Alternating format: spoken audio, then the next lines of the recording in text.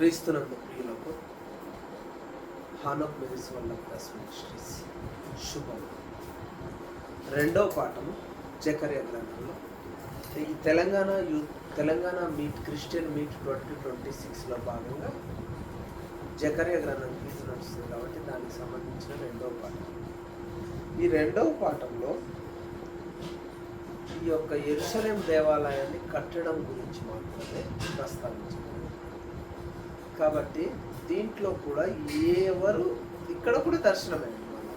మొదటి అధ్యాయంలో 3 దర్శనాలు, ఇప్పుడు రెండవ అధ్యాయంలో కూడా దర్శనాల గురించే ఉంటుంది. ఈ రెండవ అధ్యాయము మరియు అనే పదంతో మొదలవుతుంది.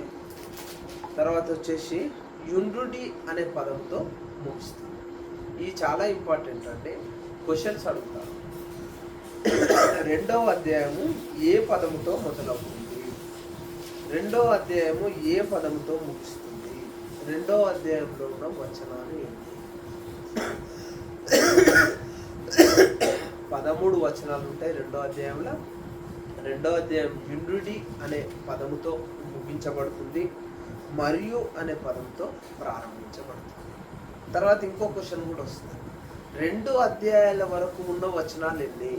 మొదటి అధ్యాయం 21, రెండవ అధ్యాయంలో 13, మొత్తం కలిస్తే 34 వచనాలు. రెండో అధ్యాయం వరకు ఉన్న వచనాలు ఎన్ని? జకర్యా గ్రంథంలో రెండో అధ్యాయం వరకు ఉన్న వచనాలు ఎన్ని అనే ప్రశ్న వస్తుంది. How many versus up to second chapter, up to second including second. Up to second అంటే ఫస్ట్ అధ్యాయం వరకే వస్తుంది, రెండో అధ్యాయం వరకు. ఇంక్లూడింగ్ సెకండ్ చాప్టర్ అంటే 2 అధ్యాయాలు కలిపి. ఓకే, రెండో అధ్యాయంలో 13 వచనాలు ఉంటాయి. దీంట్లో కూడా వర్స్ బై వర్స్ డిస్కస్ చేద్దాం. దీంట్లో కూడా రెండవ అధ్యాయంలో కూడా మేజర్గా గుర్తుపెట్టుకోండి, యెహోవా దేవుడు యెరూషలేము దేవాలయం పునర్నిర్మాణం గురించి, తర్వాత చెరపట్టబడిన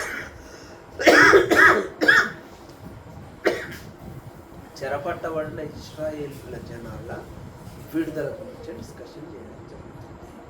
కాబట్టి జకర్యా గ్రంథం అంటే ప్రతి అధ్యాయంలో జకర్యా ఉంటాడు, దేవదూత ఉంటాడు.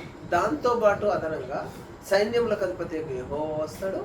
దాంతోపాటు ఇంకా కొన్ని పేర్లు కూడా వస్తుంటాయి. చూడండి దీంట్లో, మరియు నేను తేరి చూడగా కొలనులు చేత పట్టుకొనిన ఒకడు నాకు కనపడెను. ఎవరు చెప్తున్నారు ఈ మాట అంటే? జకర్యా చెప్తుండు. తేరి చూస్తాడు అంటే 3వ దర్శనం అయిపోయింది. 3వ దర్శనం అయిపోయినాక తేరి చూసిండు. ఈ దర్శనం మొత్తం మనకు ఒకసారి నిద్రపోతాం, మధ్యలో లేస్తాం, అప్పటి వరకు గోకాలు వస్తుంది, మళ్ళీ పండుకోగానే ఆ కళ కంటిన్యూ కావడం లేకుంటే వేరే కళ మొదట కావడం జరుగుతుంటుంది నిద్రలో. అట్లాగే ఇక్కడ తేరి చూసిండు. 3 దర్శనాలు అయిపోగానే 3వ దర్శనం అయిపోగానే తేరి చూస్తే ఆయనకి ఏం కనపడ్డదట? కొలనులు చేత పట్టుకొని ఒకడు నాకు కనపడేను. ఎవరికి? జకర్యా కనపడ్డాడు. ఏం చేత పట్టుకొని? కొలనులు అంటే ఇక్కడ ట్రాన్స్లేషన్ ఎట్లా చేస్తారు ఏమో కానీ, కొలనులు అంటే టేప్ అండి, మెజరింగ్ టేప్ పట్టుకొని. కానీ ప్రశ్న అడిగితే ఏమి పట్టుకున్న వ్యక్తి? తేరి 2వ అధ్యాయం 1వ వచనంలో కనబడే పనిముట్టు ఏంటిది? 2వ అధ్యాయం 1వ వచనంలో కనపడే పనిముట్టు ఏంటిది అంటే, నేను ఇప్పుడు టేప్ అని చెప్పిన కదా అని టేప్ అని మిజరింగ్ టేప్ అని చెప్తే రాంగ్ ఆన్సర్. కొలనులనే చెప్పాలి. బైబిల్లో ఏ పదాలు ఉంటే అయ్యే వాడాలి. కాబట్టి కొలనులు అంటే మిజరింగ్ టేప్ పట్టుకున్న వ్యక్తి కనపడ్డాడట. ఎవరికి? జకర్యా. నీవు ఎక్కడికి పోచున్నావని నేను అతన్ని అడగగా, అయితే ఆ మెజరింగ్ టేప్ పట్టుకొని వెళ్తున్న వ్యక్తిని జకర్యా అడిగిండట. ఏమని? ఎక్కడికి పోచున్నావని. అంటే సంభాషణ ఇద్దరి మధ్యలో జరిగింది. ఎవరెవరి మధ్యలో? జకర్యాకు మెజరింగ్ టేప్ పట్టుకున్న వ్యక్తికి. ఎవరు సంభాషణ అనేది సింగిల్ సైడ్. అంటే జకర్యా ప్రశ్నేస్తుడు. ఏమని? ఎక్కడికి పోచున్నావని అడగగా అతడు, ఇప్పుడు ఆయన ఆన్సర్ చెప్తుండు. ఫస్ట్ జకర్యా అడిగిండు ఆయనని ప్రశ్న, ఏమని? ఎక్కడికి పోచున్నావయ్యా అని. ఆయన సమాధానం చెప్తుండే. ఏమని? అతడు యెరూషలేము యొక్క వెడల్పును పొడవును ఎంతైనది కొలుచుటకు పోవుచున్నాను. కొలిచి చూడపోచున్నాను అనను. అంటే మెజరింగ్ టేప్ పట్టుకున్న వ్యక్తిని జకర్యా అడిగిండు, ఎక్కడ పోచున్నావయ్యా అని అడిగితే ఆయన ఏం చెప్పిండు, నేను యెరూషలేము యొక్క పొడవు వెడల్పులను కొలుచుటకు పోవుచున్నాను అన్నాడు. అంటే ఆయన డైరెక్ట్ ఎవరైతే కనపడ్డారో ఆయన్ని అడిగితే ఆయనే డైరెక్ట్ సమాధానం చెప్తాడు. ఇక్కడ చూడండి, ఏమేమి కొలుచుటకు వెళ్ళుచున్నాడు అని అడిగితే పొడవు వెడల్పు అని చెప్తే రాంగ్ అండి. వెడల్పు పొడుగు రెండు ఎట్లా బైబిల్లో సీక్వెన్స్లు ఎట్లున్నాయో అట్లే చెప్పాలి. వెనకది ముందుకు ముందు వెనకకు చెప్పినా కానీ క్విజ్లో రాంగే. ఇక్కడ ఏమన్నాడు, వెడల్పును పొడవును ఎంతైనది అంటే ఎంతున్నవి అని కొలుచుటకు పోచున్నాడు అన్నాడు. అంతటా నాతో మాట్లాడుచున్న దూత బయలుదేరగా మరి ఒక దూత అతనికి ఎదురుగా వచ్చెను. ఇక్కడ చూడండి, అంతటా నాతో మాట్లాడుచున్న దూత అంటే ఫస్ట్ అక్కడ ఒక ఆయన నాకు కనపడ్డాడు, మెజరింగ్ టేప్ పట్టుకొని అన్నాడు. తర్వాత ఆయనతోటి మాట్లాడాడు జకర్యా, ఆయన సమాధానం చెప్పిండు. ఈ వచనానికి వచ్చేసరికి, 3వ వచనానికి వచ్చేసరికి ఆ మాట్లాడిన ఆయన మెజరింగ్ టేప్ పట్టుకున్న ఆయన ఎవరు అనేది డిక్లేర్ చేస్తున్నాడు. ఏందట, అంతటా నాతో మాట్లాడుచున్న దూత బయలుదేరగా, అంటే జకర్యాతో మాట్లాడింది ఎవరు, దూత. మెజరింగ్ టేప్ పట్టుకున్నది ఎవరు, దూత. మాట్లాడిన ఆయన దూత బయలుదేరగా మరి ఒక దూత అతనికి ఎదురుగా వచ్చాను. అంటే మొదటి దూతకు, జకర్యాతో మాట్లాడుతున్న దూతకు రెండవ దూత ఎదురుగా వచ్చిందట. ఈయన పోతుండు, ఆయన వచ్చి కలిసింది. ఓకే, ఆయన అంటే రెండవ దూత, ఈయన అంటే మొదటి దూత. ఓకే, రెండవ దూత పరిగెత్తిపోయి యెరూషలేములో మనుష్యులను పశువులను విస్తారమైనందున అది ప్రాకారము లేని మైదానముగా ఉండునని ఈ యవనునికి తెలియజేయమని మొదటి దూతకు ఆజ్ఞ ఇచ్చాను. రెండవ దూత ఏం చెప్తుందట, మొదటి దూతకు రెండవ దూత పరిగెత్తిపోయి యెరూషలేములో మనుషులను పశువులను విస్తారమైనందున అది ప్రాకారములు లేని మైదానముగా ఉండునని ఈ యవనునికి తెలియజేయమని మొదటి దూతకు ఆజ్ఞ ఇచ్చాడు. రెండవ దూత మొదటి దూతకు చెప్తుంది ఏమని, అక్కడ మనుషులు పశువులు ఎక్కువ ఉన్నాయి. అక్కడంటే యెరూషలేములో ఎక్కువ ఉన్నాయి. అది ప్రాకారాలు అంటే కట్టడాలు, దేవాలయాలు, భవనాలు లేకుండా ఖాళీ లేని మైదానంగా, అంటే అవన్నీ కూలిపోయి ఖాళీ ప్రదేశంగా ఉన్నాయని ఈ యవనునికి, అంటే రెండవ దూత మొదటి దూతకు చెప్తుంది. ఏమని, ఈ విషయము జకర్యాకు తెలియజేయమని చెప్తుంది. అంటే ఈ యవనునికి తెలియజేయమని మొదటి దూతకు ఆజ్ఞ ఇచ్చిందట. చూడండి, ఇక్కడ రెండో దూత మొదటి దూతకు ఆజ్ఞ ఇచ్చింది. అంటే మీరు క్లియర్గా అర్థం చేసుకోవచ్చు. ఆజ్ఞ ఎవరిస్తారు, సైన్యంలోకి అధిపతి యెహోవా అనే ఆజ్ఞ ఇస్తారు. అంటే ఏంది, ఇక్కడ రెండవ దూత యెహోవా దేవుడు అనే నిదర్శనం. కానీ క్వశ్చన్లో మాత్రం ఎవరితో చెప్పాను, ప్రాకారములు లేని మైదానము వలె యెరూషలేము ఉన్నదని ఎవరికి చెప్పానంటే రెండవ దూత మొదటి దూతకు చెప్పానని చెప్పాలి. అంతేగాని యెహోవా దేవుడు మొదటి దూతకు చెప్పిండని చెప్పాలి. బైబిల్లో ఏది ఉంటే అదే ఆన్సర్ అండి. ఓకే, మనకు అర్థం కావడం కోసమే ఈ ఎక్స్ప్లెనేషన్. నేను దాని చుట్టూ అగ్ని ప్రాకారముగా ఉందును, నేను దాని మధ్య నివాసినై మహిమకు కారణముగా ఉందును. ఎవరు నేను అంటే ఇక్కడ రెండవ దూత ఏం చేస్తుందట, దాని చుట్టూ అంటే యెరూషలేము చుట్టూ అగ్ని ప్రాకారంగా ఉంటుందట. అంటే రెండవ దూత అంటే ఎవరు, యెహోవా దేవుడు యెరూషలేము చుట్టూ అగ్ని ప్రాకారంగా ఉంటారని చెప్తున్నాడు. మళ్ళా తర్వాత వచ్చేసి రెండోసారి వచ్చేసి యెరూషలేము మధ్యలో నివాసమై మహిమకు కారణముగా ఉందును అని ఎవరు చెప్తున్నారు, రెండవ దూత చెప్తుంది. రెండవ దూత అంటే ఏంటి, యెహోవా దేవుడే. ఏం చెప్తుండు, దానికి అగ్ని ప్రాకారంగా ఉంటాడట యెరూషలేము దేవాలయానికి. యెరూషలేములో నివాసి అయి మహిమకు కారణంగా ఉందునని చెప్తున్నాడు. ఇది యెహోవా ఉందును అని చెప్తున్నాడు అంతే. ఓకే, తర్వాత ఇదే యెహోవా వాక్కు. ఇదే ఏది యెహోవా వాక్కు అంటే ఇప్పుడు చెప్పింది కాదండి, ఇప్పుడు చెప్పబోయేది యెహోవా వాక్కు. ఇక్కడ బైబిల్లో క్లియర్గా ఉందును, ఇది యెహోవా వాక్కు. ఏంటిదట, ఉత్తర దేశంలో ఉన్న వారలారా తప్పించుకొని రండి. ఆకాశపు 4 వాయువులంత విశాలముగా నేను మిమ్మల్ని వ్యాపింపజేసి ఉన్నాను. ఉత్తర దేశంలో ఉన్న వారలారా తప్పించుకొని రండి అంటే బబులోను 2 భాగాలుగా విడిపోయింది. మొదట ఇస్రాయేల్ దేశం కూడా 2 భాగాలుగా విడిపోయింది. దక్షిణ రాజ్యము, ఉత్తర రాజ్యం 2గా విడిపోయింది. ఇక్కడ బబులోను కూడా 2గా విడిపోయింది. అప్పుడు విడిపోయిన రాజ్యాలు మొత్తం ఉత్తర రాజ్యాలు, దక్షిణ రాజ్యాలు అనే ఉన్నాయి, కానీ తూర్పు పడమర రాజ్యాలు కాదు. అందుకోసమే ఈ మాదీయ సామ్రాజ్యము ఉత్తర రాజ్యము. ఓకే, అందుకనే ఏమంటారు, ఉత్తర దేశంలో ఉన్న వారలారా తప్పించుకొని రండి అంటే మాదీయ దేశంలో, ఈ మాదీయ దేశానికి సంబంధించిన వారి గురించి మాత్రమే జకర్యా గ్రంథంలో ప్రస్తావించబడింది. అంటే ఉత్తర రాజ్యంలో ఉన్న, అంటే మాదీయ సామ్రాజ్యంలో ఉన్న వారలారా తప్పించుకొని రండి అని చెప్తున్నాడు. అంటే తప్పించుకొని అంటే వాళ్ళు కంచె వేస్తే తప్పించుకొని రావడం కాదు, అంటే అక్కడ ఉన్న ఇబ్బందులన్నింటినీ కూడా ఎస్కేప్ అయి బయటకు వచ్చేయండి అని. తప్పించుకొని రావడం అంటే ఎవరికి చెప్పకుండా వచ్చుడు కాదు. ఆల్రెడీ దేవుడు చెప్పిన 70 సంవత్సరాలు పూర్తి అయిపోయినాయి, మాదీయ రాజ్యం నుంచి బయటికి రావాలి. కాబట్టి తప్పించుకొని రండి అంటే అక్కడి నుంచి వచ్చేయండి అని దాని అర్థం. ఓకే, ఆకాశపు 4 వాయువులంతా విశాలముగా నేను మిమ్మల్ని వ్యాపింపజేసి ఉన్నాను. 4 వాయువులు అంటే ఉత్తర వాయువు, దక్షిణ వాయువు, పడమర వాయువు, తూర్పు వాయువు. 4 వైపుల నుంచి వచ్చే గాలిలాగా మిమ్మల్ని అంత ఏ వైపు నుంచి వచ్చే గాలిలాగానైనా ఆశీర్వదిస్తా, విస్తరిస్తా అని చెప్తున్నానండి దేవుడు. వ్యాపింపజేసి ఉన్నాను, ఇదే యెహోవా వాక్కు. ఓకే, బబులోను దేశంలో నివాసియగు సియోను అంటే సియోను పట్టణంలో, సియోను దాంట్లో ఉన్న జనాలు చెరపట్టబడి అక్కడికి తీసుకుపోయారు. కాబట్టి ఈ జనాలందరినీ కలిపి సియోను అనే ప్రస్తావన జరుగుతుంది. భారతీయులందరూ ఇక్కడి నుంచి వేరే దేశంకి పోయినారండి. దాన్ని ఏమంటారు? భారతీయులు అంటారు, భారతదేశం అంటారు. అంటే దేశం అంటే మట్టి కాదు, దేశం అంటే మనుషులు.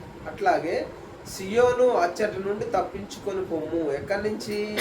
బబులోన్లో ఉన్న సియోను వాళ్ళని తప్పించుకొని పొమ్మంటారు.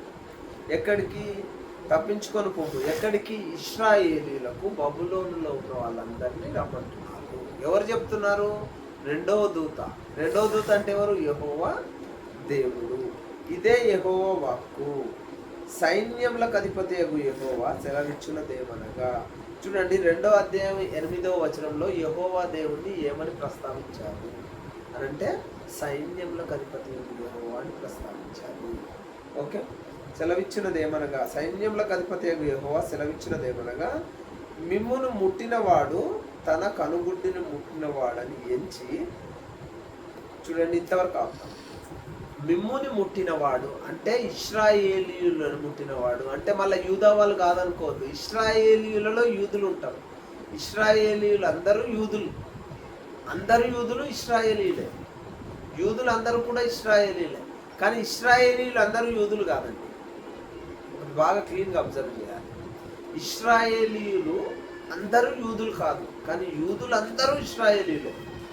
ఎందుకంటే సొలొమోను మహారాజు పరిపాలన తర్వాత సొలొమోను మహారాజు కొడుకు పరిపాలన చేసేటప్పుడు ఇశ్రాయేలు దేశము 2 భాగాలుగా విడిపోయింది. దక్షిణ రాజ్యము, ఉత్తర రాజ్యము. దక్షిణ రాజ్యము, ఉత్తర 10 గోత్రాలు ఒక రాజ్యము, 2 గోత్రాలు ఒక రాజ్యము. ఈ యొక్క ఇశ్రాయేలీ సంతానంలో ఉన్న 12 గోత్రాల జనాలే ఇశ్రాయేలీ. ఈ 12 గోత్రాలలో ఒక గోత్రమే యూదా. అర్థమైంది కదా? ఈ యూదా గోత్రము జనాలే యూదులు. వీళ్ళు కూడా యూదులు కూడా ఇశ్రాయేలీలే, ఇశ్రాయేల్ సంతతి నుంచి వచ్చిన వాళ్ళే. కాబట్టి దేవుడు ఏమంటున్నాడు చూడండి, మిమ్ముని ముట్టినవాడు అంటే ఇశ్రాయేలీలు ముట్టినవాడు. ఇశ్రాయేలీలు అంటే యూదుల్ని ముట్టినవాడు కూడా. ఏంది? తన కనుగుడ్డును ముట్టినవాడని ఎంచి అంటే ఇశ్రాయేలీలను ముట్టినవాడు తన కనుగుడ్డుని. ఎవరి కనుగుడ్డుని? తన కనుగుడ్డుని అంటే ముట్టినోని కనుగుడ్డునని కాదు, యెహోవా దేవుని యొక్క కనుగుడ్డుని ముట్టినవాడని. ఇక్కడ డిస్కషన్ మొత్తం యెహోవా దేవుడు చెప్తున్నాడు. ఇక్కడ మిమ్మల్ని ముట్టినోడు తన అంటే నా కనుగుడ్డుని ముట్టినట్టు అని ఎవరు? దూత జకర్యాకు చెప్తుంది. అంటే ఎవరి కనుగుడ్డుని? యెహోవా దేవుని కనుగుడ్డుని ముట్టిన వాడని. తనకు ఘనత తెచ్చుకొనదలచి మిమ్మును దోచుకొనిన అన్యజనుల యొద్దకు ఆయన నన్ను పంపియున్నాడు. ఈ దూతను ఎవరు పంపినట? యెహోవా దేవుడు పంపించాడు. ఎందుకు పంపిండు అంటే ఆయన అంటే ఇక్కడ మళ్ళీ యెహోవా దేవునికి ఘనత తెచ్చుకోవడం కోసమే, ఇశ్రాయేలీయులను క్షేమంగా ఇశ్రాయేలు దేశానికి పంపడం కోసమే యెహోవా దేవుడు ఘనత తెచ్చుకోవడానికి ఈ దూతని ఇశ్రాయేలీయుల దగ్గరికి పంపాడు. ఇశ్రాయేలీయుల దగ్గరికి పంపలే, మళ్ళీ ఇశ్రాయేలీయుల్లో ఒకడు జకర్యా కూడా ఇశ్రాయేలీయుడే కాబట్టి జకర్యా దగ్గరికి పంపాడు. క్లియర్గా అర్థం చేసుకోవాలి. ఇక్కడ ఇద్దరు దూతలలో ఒక దూత యెహోవా దేవుడు. యెహోవా దేవుడు ఏమంటుండంటే ఇశ్రాయేలీయులను ముడితే యెహోవా దేవుని కనుగుడ్డు ముట్టినట్టే అని చెప్తున్నాడు. యెహోవా దేవునికి ఘనత తెచ్చుకోవడం కోసమే దూతని జకర్యా దగ్గరికి పంపిందని చెప్తున్నాడు. ఓకే, నెక్స్ట్, నేను నా చేతిని వారి మీద ఆడించగా వారు తమ దాసులకు దోపుడు సొమ్ము అగుదురు. ఎవరి మీద? యెహోవా వారి మీద చెయ్యి ఆడిస్తున్నాడు. ఎవరి మీద? వారంటే ఎవరు? ఇశ్రాయేలులను ముట్టిన వారి మీద చెయ్యి ఆడిస్తే వాళ్ళు ఎవరికి దోపుడు సొమ్ము అవుతారట? ఎవరైతే చెయ్యి ఆడించారో వాళ్ళ పని వాళ్ళు ఉంటారు కదా, దాసులు ఉంటారు కదా, వాళ్ళకు దోపుడు సొమ్ము. అంటే వాళ్ళ పనోళ్ళకు వీళ్ళు పనోళ్ళు అవుతారు, దాసులు అయిపోతారు. వాళ్ళ బానిసలకు వీళ్ళే బానిసలు అవుతారు, వాళ్ళ యజమానులు అవుతారు అని చెప్తారు. అందుకోసమే ఇశ్రాయేలులను ముట్టుకోవద్దు అని, వాళ్ళు నా జనాంగము అని ఖచ్చితంగా యెహోవా దేవుడు చెప్తున్నాడు. యెహోవా దేవుడు దేవదూతతో చెప్పిస్తుండు జకర్యా. ఓకే, అప్పుడు సైన్యములకు అధిపతి యెహోవా నన్ను పంపి ఉన్నాడని మీరు తెలుసుకొందురు. అయితే దీంట్లో కూడా మళ్ళా వచ్చి దేవదూత కూడా తన ఐడెంటిటీని ప్రూవ్ చేసుకుంటుంది, తన ఇంపార్టెన్స్ని ప్రూవ్ చేసుకుంటుంది. అట్లా ఎవరైతే ముట్టుకుంటారో ఇశ్రాయేలీయులని వాళ్ళు యెహోవా దేవుని కనుగొట్టినట్టే. తర్వాత వచ్చి యెహోవా దేవుని ఇశ్రాయేలీయుల మీద ఎవరైతే చేయాడిస్తారో వాళ్ళ యొక్క బానిసలకు వీళ్ళని బానిసలుగా చేస్తా అని దేవుడు చెప్తున్నాడు. ఇట్లా జరిగినప్పుడు నన్ను అంటే ఎక్కడ నన్ను అనేది ఎవరిని? దూతని యెహోవా దేవుడే పంపించాడు అని మీరు నమ్ముతారని జకర్యా. ఓకే, ఇక్కడ చూడండి కన్వర్షన్. అందుకనే బాగా మామూలుగా మనం చిన్నప్పటి నుంచి చదువుకునే దాంట్లో కూడా తెలుగులో కానీ ఇంగ్లీష్లో కానీ డైరెక్ట్ ఇండైరెక్ట్ స్పీచ్కి చాలా ఇంపార్టెంట్ ఉంటుంది. డైరెక్ట్ ఇండైరెక్ట్ స్పీచ్ ఇక్కడ మొత్తం బైబిల్లో ఏ అధ్యాయమైనా చూసుకోండి, డైరెక్ట్ ఇండైరెక్ట్ స్పీచ్లే చాలా ఇంపార్టెంట్. మనం డైరెక్ట్ ఇండైరెక్ట్ స్పీచ్ని సరిగ్గా అర్థం చేసుకోలేదంటే తప్పు అర్థం చేసుకోవడం జరుగుతుంది, దాని అర్థాలు మొత్తం మారిపోతాయి. కాబట్టి చాలా జాగ్రత్తగా చదివి అర్థం చేసుకోండి. ఓకే, సియోను నివాసులారా అంటే ఇక్కడ సియోనులో ఉండే జనాల గురించి మాట్లాడట్లే, సియోన్లో ఉండి చెరపట్టబడి బబులోనికి వచ్చిన జనాలు, ఆ భాగం సియోన్లో ఉండి బబులోనికి వచ్చిన భాగం జనాల గురించి మాట్లాడుతున్నాడు దేవుడు. సియోను నివాసులారా నేను వచ్చి మీ మధ్య నివాసం చేతును. ఎక్కడ? బబులోను మాదీయ సామ్రాజ్యంలో మీరున్నారు, నేను వచ్చి మీ మధ్య నివాసం చేస్తా, మిమ్మల్ని తీసుకెళ్ళి యెరూషలేములో ఇశ్రాయేలు దేశంలో ఉంచుతా, మీకు ఘనత ఇస్తా అని చెప్తున్నాడు దేవుడు. ఎప్పుడు?